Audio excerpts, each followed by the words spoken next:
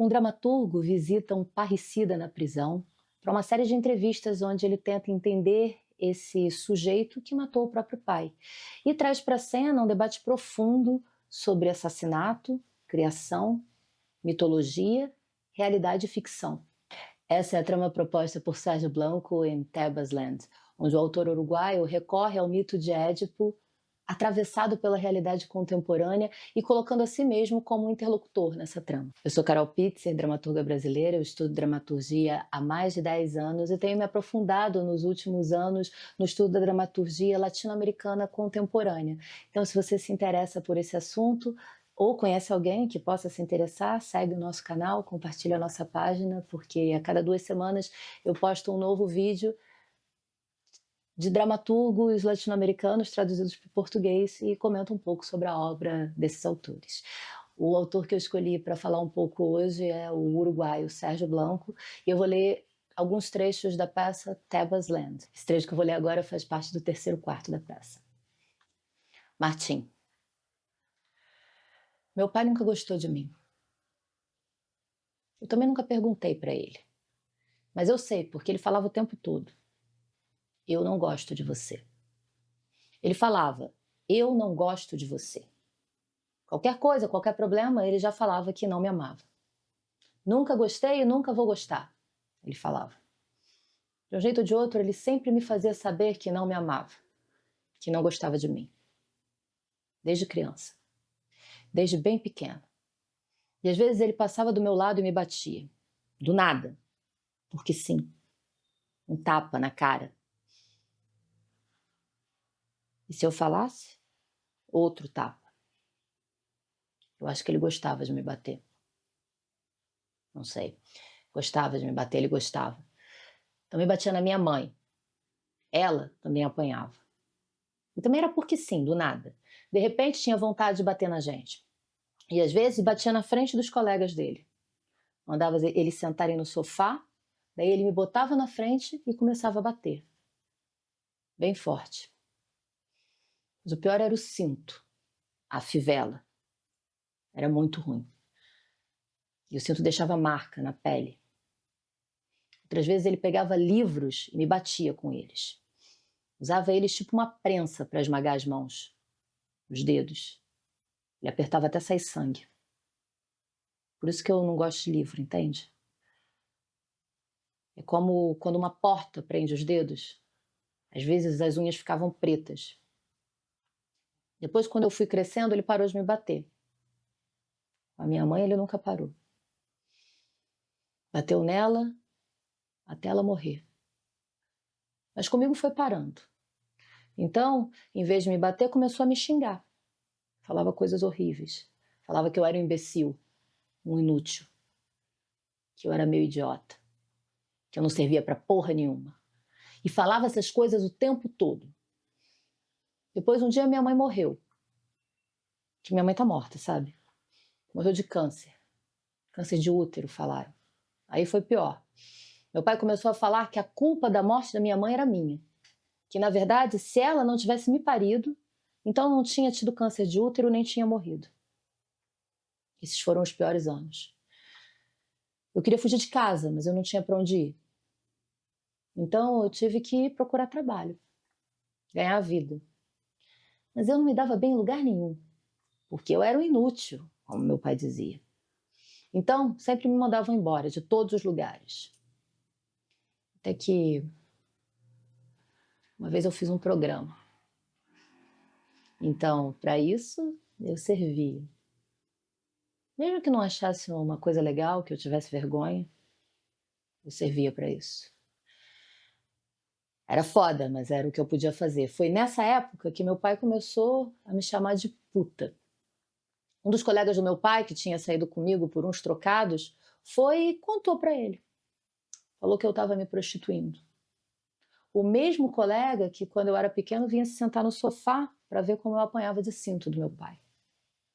Foi a partir daí que ele fez da minha vida um inferno. Falou que se antes não gostava de mim, agora ele tinha nojo. Então, toda vez que a gente se cruzava, ele me chamava de puta. Me chamava de puta. Quando queria falar comigo, só dizia puta. Me chamava de puta o tempo todo. Até que um dia eu não aguentei mais e matei ele. De manhã, num domingo. Tem fotos, você viu? Você viu as fotos? Mostraram várias vezes para mim. Ainda mais quando tive que fazer a reconstituição. A reconstituição do crime. Você sabe o que é, né? Tudo tem que ser igual, exatamente igual. É por isso que ficam te mostrando as fotos. Eles chamam de cena do crime. Você tem que fazer tudo igual, as mesmas coisas, seguir os mesmos passos, os mesmos movimentos. Tem que fazer tudo igual. Um dos policiais faz o morto. Faz teu pai. Faz que é o cadáver. Você tem que fazer tudo igual. É estranho. É como se fosse a mesma coisa, mas não é igual. Que horas são?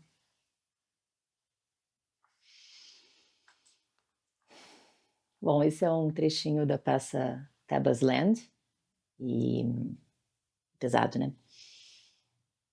O Sérgio Blanco, ele é um autor, ele é dramaturgo, diretor, ele é franco-uruguaio, nasceu em Montevidéu, mas é radicado em Paris. E as peças dele exploram isso que ele chama de autoficção, que é um lugar entre a ficção e a realidade.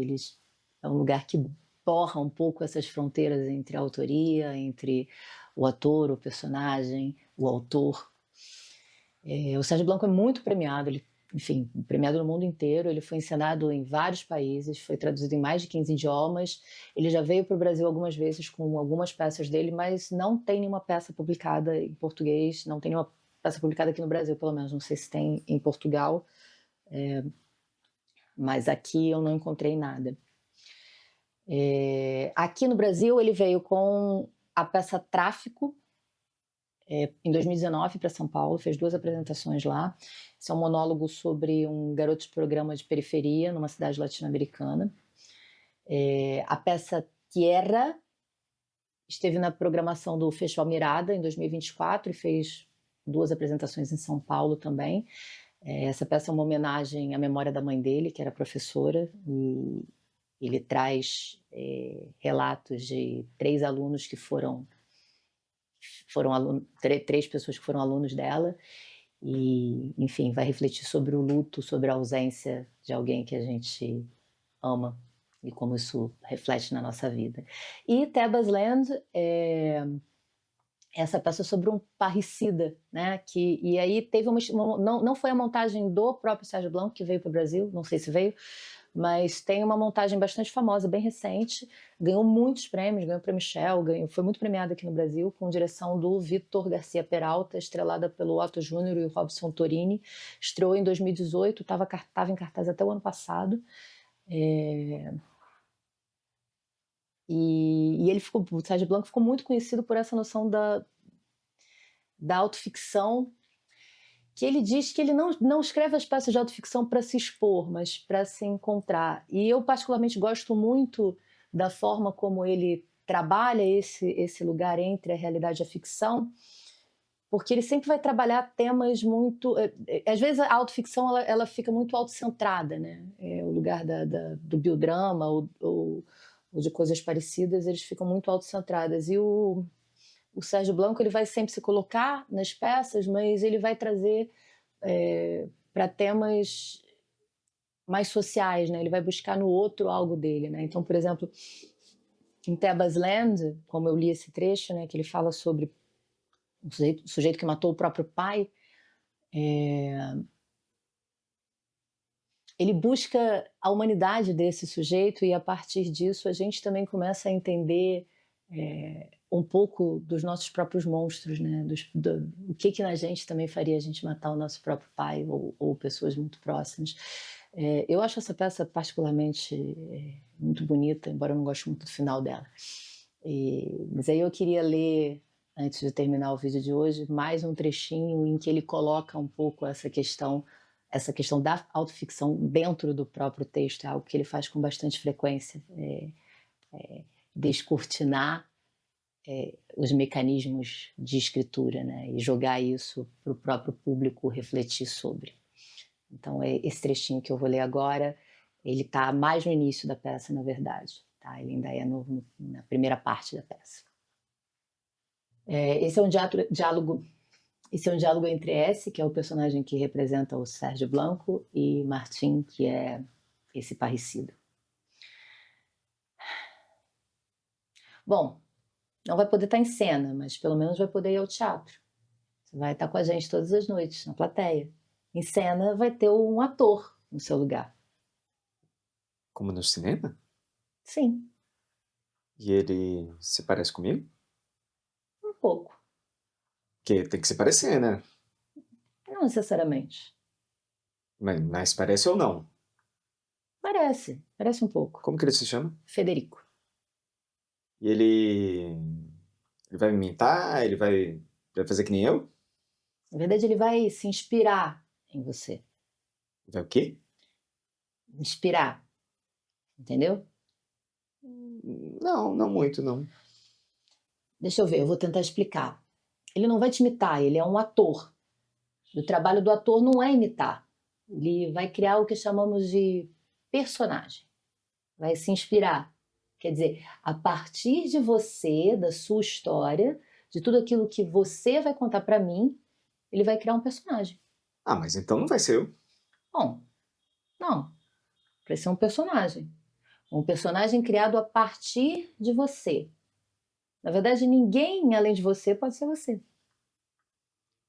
É por isso que você queria que eu atuasse no teatro? Claro, se ele tivesse te deixado atuar, nesse caso você seria ao mesmo tempo você e o seu personagem. É uma pena. De alguma forma você vai estar presente. Então eu vou estar ali sentado? Vai estar sentado lá. Na plateia? Sim. Mas, mas não vou poder estar desse lado. Não. Mas de alguma forma você vai estar desse lado. É sobre você que a gente vai falar. E ele vem? Quem? Como você falou que ele se chama? Federico. Acho que não. É muito difícil conseguir entrar aqui. Precisa de muitas autorizações.